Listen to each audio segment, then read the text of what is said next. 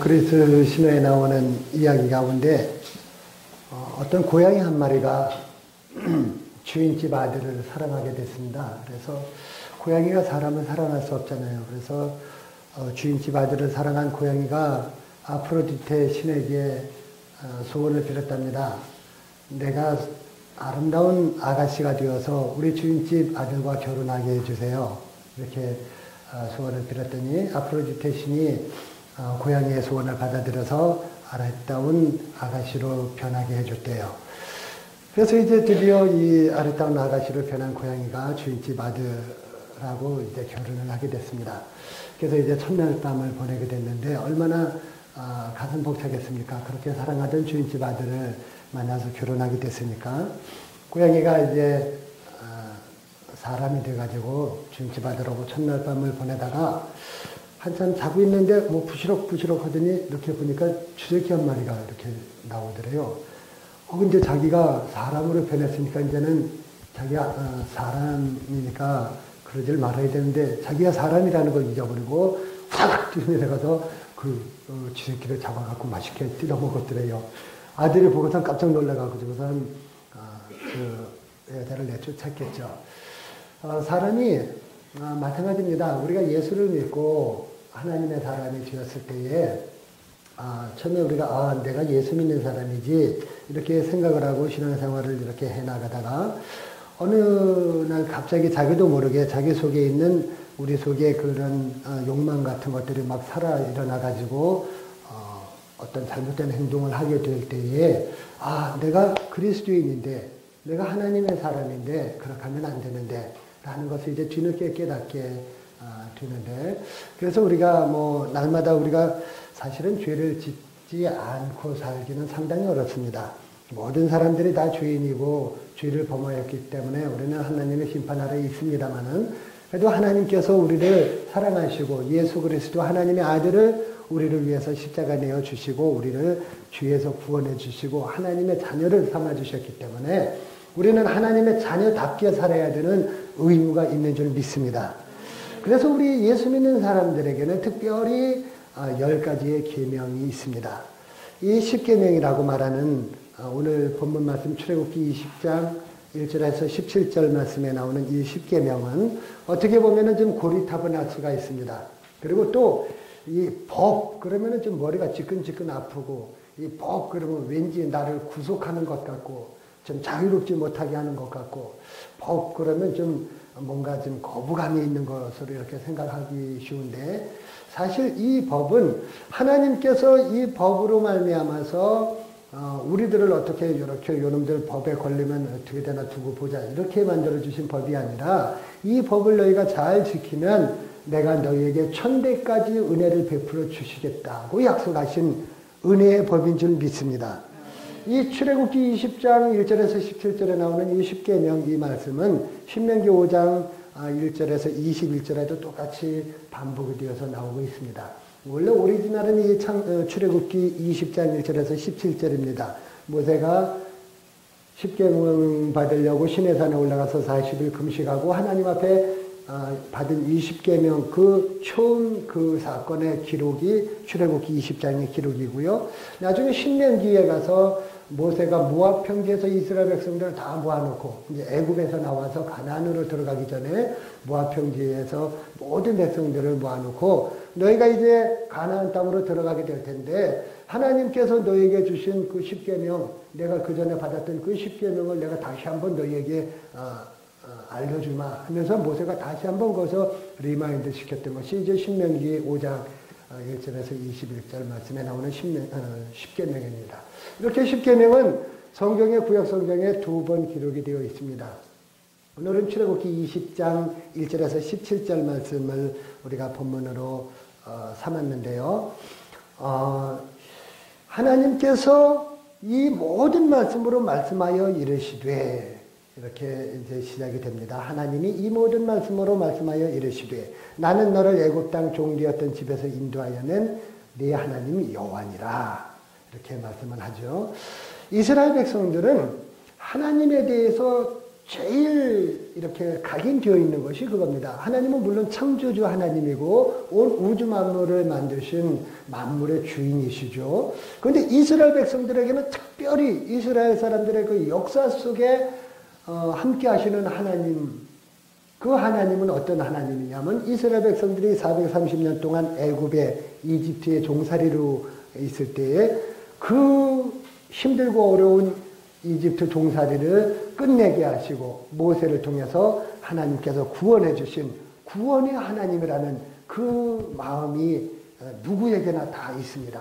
우리 하나님은 우리를 애굽에서 인도해내 주신 하나님이지. 그때 이집트 사람들이 막 쫓아올 때 막 우리가 도망가다 보니까 앞에 홍해바다가 가로질러 있을 때 앞으로도 못 가고 뒤로도 못 가고 그럴 때 하나님께서 모세에게 지팡이를 내밀어서 홍해바다를 가르게 하시고 그리고서는 우리를 그 홍해바다를 마른 땅처럼 건너게 하신 그 하나님이지. 이스라엘 백성들은 하나님을 구원의 하나님으로 애굽에서 인도해내신 그 구속의 하나님으로 다 누구든지 기억하고 있습니다.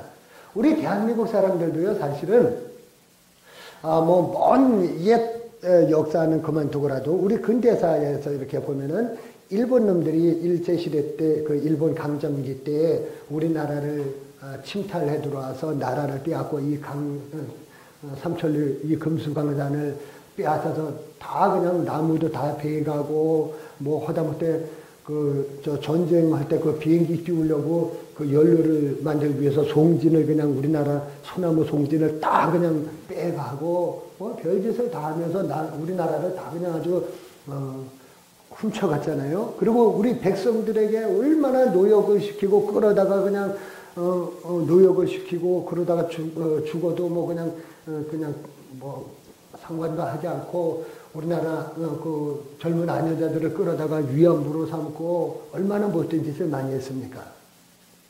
일본 사람들의 그 만행은 뭐 말도 다 할 수가 없습니다.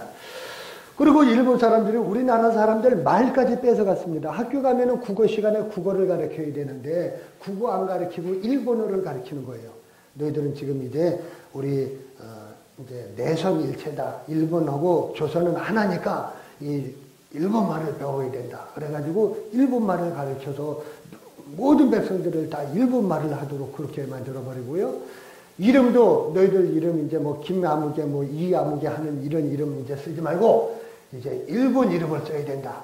그래서 뭐 성도 아니 이름을 바꾼다고 해도 성은 어떻게 바꿀 수 없는 거잖아요. 근데 성까지도 다 일본 성으로 다 바꾸고 이름도 바꾸게 하는 창씨개명이라는 그런 일을 했죠. 그렇게 우리나라 사람들을 완전히 그 영혼까지 그냥 빼가서 완전히 우리 대한민국 조선을 완전히 자기 걸로 만들려고 그렇게 했던 역사가 있습니다.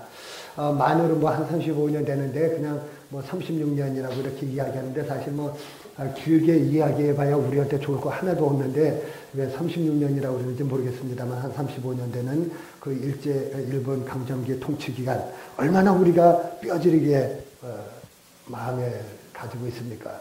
그래서 지금도 김인현 3월 1일 정오에 그 만세운동을 했던 독립운동을 했던 그 3.1절을 우리가 기념하고 우리가 해방되었던 8월 15일 8.15 해방 광복절을 우리가 지키고 하는 것이 바로 그런 민족적인 것을 우리가 잊어버리지 말자는 겁니다.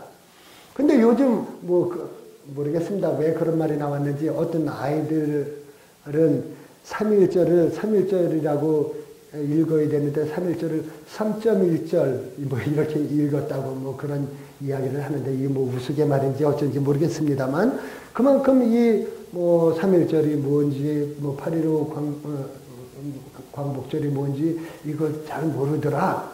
뭐 8.15가 무슨 날이냐 뭐 북한이 천여로운 날인가요? 뭐 그랬다고 그런데 뭐 일부 좀 그런 잘 모르는 아이들이 그렇겠죠. 왜 누가 뭐 그거 모르겠습니까?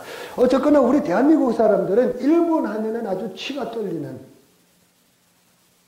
마찬가지로 이스라엘 사람들은 그 하나님 그러면 우리를 애굽 땅에서 430년 동안 우리는 뭐 35년, 36년이라고 그러지만은 430년을 종살이했던 그 애굽 땅에서 우리를 구원해 주신 그 하나님, 이것을 늘 마음에 새기면서 성경에 하나님께서 나는 너희를 애굽 땅 종되었던 너희 집에서 인도해낸 여호와다 이렇게 말씀하시면 모든 백성들이 다 그 앞에서 고개를 숙일 수밖에 없는 겁니다.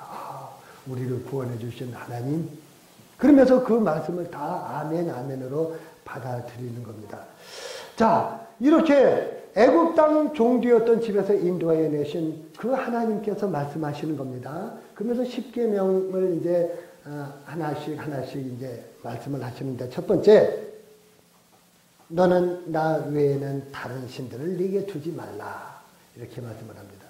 나 외에는 다른 신들을, 여기서는 다른 신을이 아니고 다른 신들을 네게 두지 말라.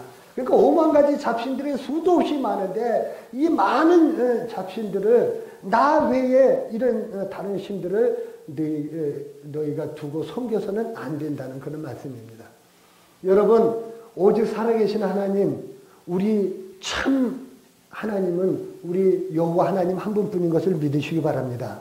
하나님 한 분뿐이고 영원부터 영원까지 계시는 하나님이시고, 세상의 모든 우상들, 모든 신들은 다 그런 뭐 귀신, 사탄 이런 잡신들이고 하나님만 홀로 하나님이신 것을 믿으시기 바랍니다. 그러니까 하나님께서는 나만 섬기라는 거예요. 그러면서 나는 질투하는 하나님이다. 하나님이 얼마나 사랑이 많으신 하나님인데 왜 질투하는 하나님이라고 그럴까요? 여러분들 이제 고등학교 들어와가지고 이제 뭐 이렇게 같이 생활하고 그러다 보면 뭐 이성교제 하면 안 되는데 이렇게 있다 보면 어떤 오빠가 막 눈에 들어오고 막 이렇게 좋아질 때가 있어요. 이제 그 사람이 이제 나이 먹으면서 남자가 여자를 만나고 여자가 남자 만나잖아요. 그러면은 서로 사랑하게 되면은 진짜 사랑하게 되면은 질투가 생기는 거예요. 질투가.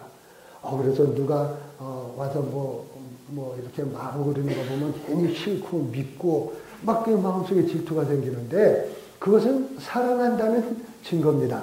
뭐 질투가 썩 좋고 뭐 그런 건 아니겠습니다만은 왜 질투의 마음이 생기느냐? 사랑하니까.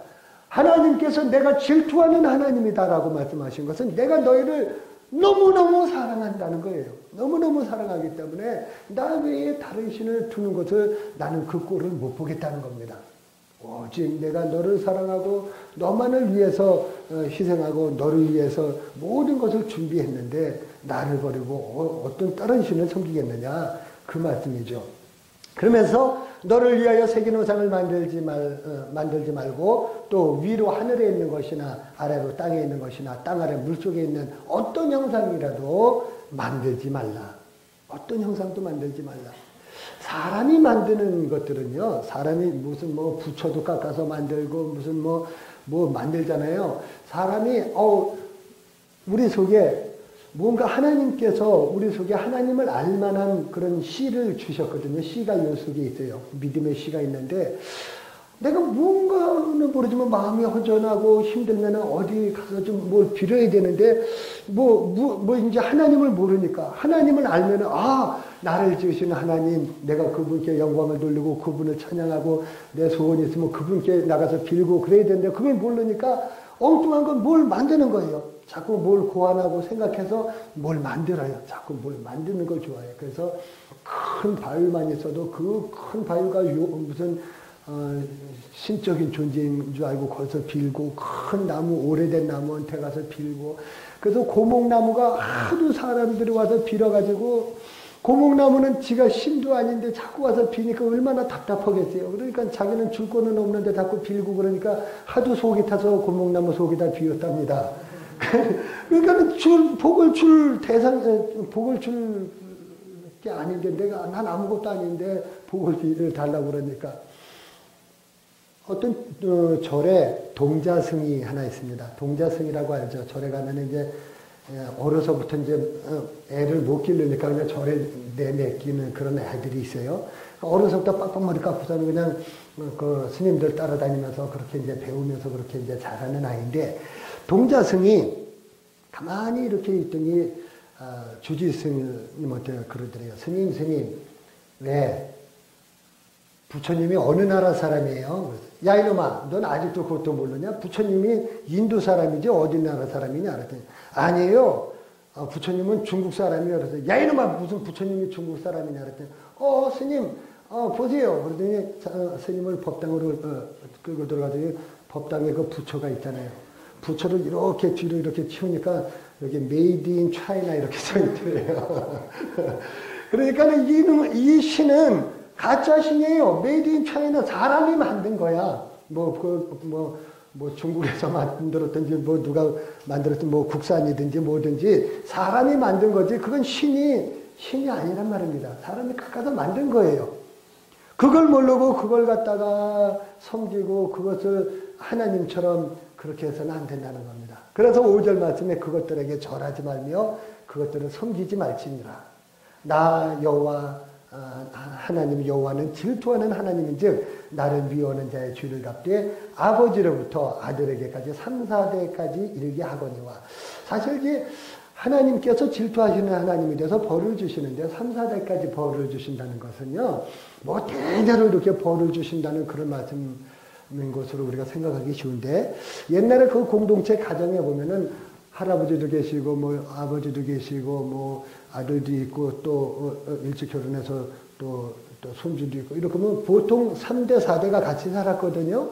그러니까 하나님을 섬기지 않고 우상을 섬기지 않는 그 집안은 하나님께서 벌을 주신다는 말씀이에요. 3, 4대 뭐 대를 해서 벌 준다는 그런 말씀보다 그 집안을 하나님께서 벌하신다는 그런 말씀입니다. 그렇게 아버지로부터 아들에게로 3, 4대까지 벌을 주시는데 6절에 나를 사랑하고 내 계명을 지키는 자에게는 1000대까지 은혜를 베푸느니라. 할렐루야. 몇 대까지 은혜를 베풀어요? 1000대까지 은혜를 베풀어요. 그래서 오늘 말씀 제목이 1000대까지 받을 하나님의 은혜입니다. 1000대까지 우리가 받을 하나님의 은혜, 그 은혜를 우리가 받기 위해서는 하나님을 잘 섬기게 되는 겁니다. 하나님께서 진노하시고 질투하셔도 그 당대 3, 4대 같이 모여 사는 집안 심판하는 거지 1000대까지 미워하고 그러지 않아요. 회개하고 돌이키면 하나님께서 용서하시고 다시 사랑하시고 복 주시고 하나님을 잘 섬기는 가정에게는 1000대까지 은혜 주시는 줄 믿습니다. 아버지, 자녀, 자손 대대로 하나님께서 복 주시기 위해서 이 10계명을 주셨다니까요. 그러니까 이 계명은 3, 4대까지 아주 그냥 혼나려고 이 계명 주신 게 아니라 1000대까지 복 받으라고 이 계명을 주신 거예요. 7절에 너는 네 하나님 여호와의 이름을 망령되게 부르지 말라. 여호와는 그의 이름을 망령되게 부르는 자를 죄 없다 하지 아니하리라. 망령되게 부른다고 하는 것은 헛된 맹세하지 말라는, 하나님의 이름을 들매면서 경상도 사투리로 하나님의 이름을 이렇게 막 거론하면서 야 내가 하나님의 이름으로 맹세하는데 뭐 쓸데없는 이런 헛된 맹세하지 말라는 거예요. 마태복음 5장 33절에서 37절 보면은 또 옛 사람에게 말한 바 헛맹세를 하지 말고 내 맹세한 것을 주께 지키라 하였다 하는 것을 너희가 들었으나 나는 너희에게 이르노니 도무지 맹세하지 말지니 하늘로도 하지 말라. 이는 하나님의 보좌임이요 땅으로도 하지 말라. 이는 하나님의 발등상임이요 예루살렘으로도 하지 말라. 이는 큰 임금의 성임이요 네 머리로도 하지 말라. 이는 네가 그 머리카락 이 머리털을 한 개라도 검게 하고 희게 할 수도 없습니다. 오직 너희 말은 옳다 옳다 아니면 아니라 아니라 하라. 이에서 지나는 것은 악으로부터 나느니라. 이렇게 말씀을 합니다. 그러니까 맹세하는 것 우리가 그 맹세 잘하잖아요. 야 내가 말이야 뭐 아니면 내 손에 장을 지져 뭐 이러는 거 뭐 이런 거 쓸데없는 맹세 이런 거 하지 말라는 거예요. 그러면 그런 거고 아니면 아닌 거고 요 정도만 하지 내가 말이야 내 맹세하는데 뭐 하면서 뭐 요즘 애들은 무슨 지 엄마를 뭐 어쩌면서 뭐 요새 애들 뭐 하더라고. 그런 거 하면 안 됩니다. 그런 거 하면 안 되는 거예요. 헤롯 왕은 옛날에 그 자기 생일날 자기 그 의붓 딸이 나와서 헤로디아가 막 이렇게 춤을 막 추죠. 그때 춤은요 아주 요사스러워 갖고 이렇게 배꼽춤 있잖아요. 이렇게 해서 그냥 배꼽이 나온 그런 춤을 추면서 막 짤랑짤랑하면서 막 춤을 추니까 헤롯이 술이 잔뜩 취해가지고 기분이 좋아가지고 야, 내 생일날 이렇게 나를 기쁘게 했으니 내가 내 나라의 절반이라도 너에게 주마. 내가 너에게 뭘 해주면 좋겠느냐? 그랬더니 헤로디아가 지 엄마 살로메한테 쪼르륵 가더니 우리 의붓 아빠가 헤롯 대왕이 나에게 뭐 나라 절반이라도 띄준다 그러는데 뭘 해달라고 그럴까요? 그랬더니 이 살로메가 세례 요한의 목을 달라고 그래라. 세례 요한이 이 살로메 여우 같은 여자가 이게 원래 헤롯이 자기 아내가 있었거든요. 그 아내를 버리고서는 자기 말하자면은 의붓 형제라고 그러나요? 그건 무슨 형제라고 그러나요? 배다른 형제의 그 아내를 뺏어다가 들이고 산 게 그게 살로메거든요. 그러니까 세례 요한이 그러면 못 쓴다. 이건 하나님께서 싫어하시는 일이다. 벌 받는다. 그러니까 그 말이 아주 그냥 듣기 싫어가지고 세례 요한을 감옥에 가둬놨었거든요. 이번 기회에 세례 요한의 목을 베버려야지. 그래서 살로메가 세례 요한의 목을 달라고 해라. 그러니까 헤로디아가 의붓 아빠 헤롯 대왕한테 저 세례 요한의 목을 주세요. 그러니까는 사실 이 세례 요한은 이거 죽이다가는 이게 밀란이 일어날지, 세례 요한은 보니까 이 하나님의 사람인데 이거 잘못 건드리면 큰일 날 것 같은데 이거 어떡하나 망설이는데 자기가 큰 소리 쳤기 때문에 나라의 절반이라도 준다고 그랬기 때문에 어쩔 수 없이 세례 요한의 목을 참수하는 끔찍한 이 죄를 범했습니다. 어떤 맹세하면 안 되는 거예요. 8절 말씀에 안식일을 기억하여 거룩하게 지키라. 예수 믿는 사람들은요, 11조 생활하고 안식일 지키는 거하고 이 두 가지는 아주 철저하게 지켜야 됩니다. 이건 뭐 이유 불문입니다. 왜 지켜야 되는데 말할 필요가 없습니다. 하나님께서 약속하시고 하나님께서 복 주시기로 하시고 하나님께서 책임지시는 것이 십계명하고 11조하고 안식일 주일 지키는 것입니다. 저는 어려서부터, 저는 모태신앙이니까 어려서부터 11조 생활을 했습니다만은 11조 생활을 하다가 어떤 때 힘이 들어서 좀 돈이 딸릴 때도 있잖아요. 그래서 못하고 이러고 그러고 넘어가다가 또 몇 달 그냥 가다가 막 이러잖아요. 그러면은 왠지 아니 11조를 안 했으니까 그만큼 더 쓸 돈이 가용한 돈이 많아져서 넉넉해야 되는데 더 딸리고 더 쪼들리고 무슨 병원 갈 일이 생기고 그냥 터지고 자꾸 그러는 거예요. 근데 하나님의 것을 구별해서 하나님 앞에 바치는 그런 생활을 하면 하나님께서 지켜주시고 복을 주시고 정말 하늘에서 그 하늘 창고 문을 여셔서 이 땅에 쌀 곳이 없도록 부어주시고 하나님께서 보장해 주시는 복이 반드시 있습니다. 이건 제가 53년 내가 태어나서 지금까지 쭉 경험하면서 내가 경험적으로 아는 거예요. 하나님의 말씀은 기본이고 안식일도 마찬가지입니다. 이스라엘 탈무드의 속담에 그런 속담이 있습니다. 이스라엘은 안식일을 지키고 안식일은 이스라엘을 지킨다는 그런 속담이 있습니다. 하나님의 날, 거룩한 날을 지키는 사람에게는 하나님께서 책임을 져주시는 줄 믿습니다. 우리 지리산고등학교 학생들 오늘 보니까 이렇게 보니까 15명이 왔네요. 딱 15명이에요? 딱 보니까 내가 딱 보니까 15명이에요. 주일날 공부해야죠. 물론 또 예배 드리고 틈틈이 우리가 시간을 잘 활용하는 것이 필요합니다. 근데 주일날 가서 예배 드리고 왔다 갔다 한 2시간 그냥 깨질 텐데 내가 더 열심히 공부를 아이고 그렇게 해갖고서는 진짜 그렇게 해서 될 일이 아닙니다. 우리 제가 그 지리산고등학교 처음에 생길 때 옛날에 이제 지리산고등학교 되기 전에 한림학교라고 이제 그때부터 시작을 쭉 했는데 제가 와갖고 생겼거든요. 그때부터 제가 쭉 보면은 우리 교회에 나오는 아이들이 그 학생들이 다 서울대 가고 연고대 가고 다 한동대 가고 다 좋은 데 갔지 그 밖에 어쩌다 한두 명이 있기는 있어요. 그러나 하나님께서는 반드시 예배하고 하나님의 날을 지키는 사람을 복 주십니다. 그래서 안식일을 기억해서 거룩하게 지키라는 거예요. 그러면은 안식일 지킨다고 맨날 놀라는 얘기냐? 아니잖아요. 9절에 여세 동안은 힘써 네 모든 일을 해라. 네 모든 일을 여세 동안 다 하고 7째 날은 네 하나님 여호와의 안식일인즉 너나 네 아들이나 네 딸이나 네 남종이나 여종이나 네 가축이나 네 문 안에 머무르는 객들 나그네들까지도 아무 일도 시키지 말고 이는 여세 동안에 나 여호와가 하늘과 땅과 바다와 그 가운데 모든 것을 만들고 일곱째 날에 내가 쉬었기 때문에 그리고 이 날을 내가 복을 주고 거룩하게 하였기 때문에 너희도 이 날에 복을 받고 너희도 그 안식일을 지킴으로 말미암아 너희도 거룩해지고 할렐루야 나 여호와가 거룩하니 너희도 거룩할지니라 하나님께서 거룩의 법으로 명령하신 것이 안식일입니다. 그래서 안식일을 지켜야 되는 거예요. 12절은 네 부모를 공경하라 그리하면 네 하나님 여호와가 네게 준 땅에서 네 생명이 길리라. 이것은 말씀 그대로 약속이 있는 첫 계명입니다. 이 계명 중에 약속 붙어있는 계명은 없습니다. 너희가 네 부모를 공경하라. 그리하면 네 생명이 네게 준 땅에서 길리라. 이건 약속이 있는 거예요. 부모 공경하면 장수하는 복을 약속으로 주셨습니다. 부모에게 효도하시기 바랍니다.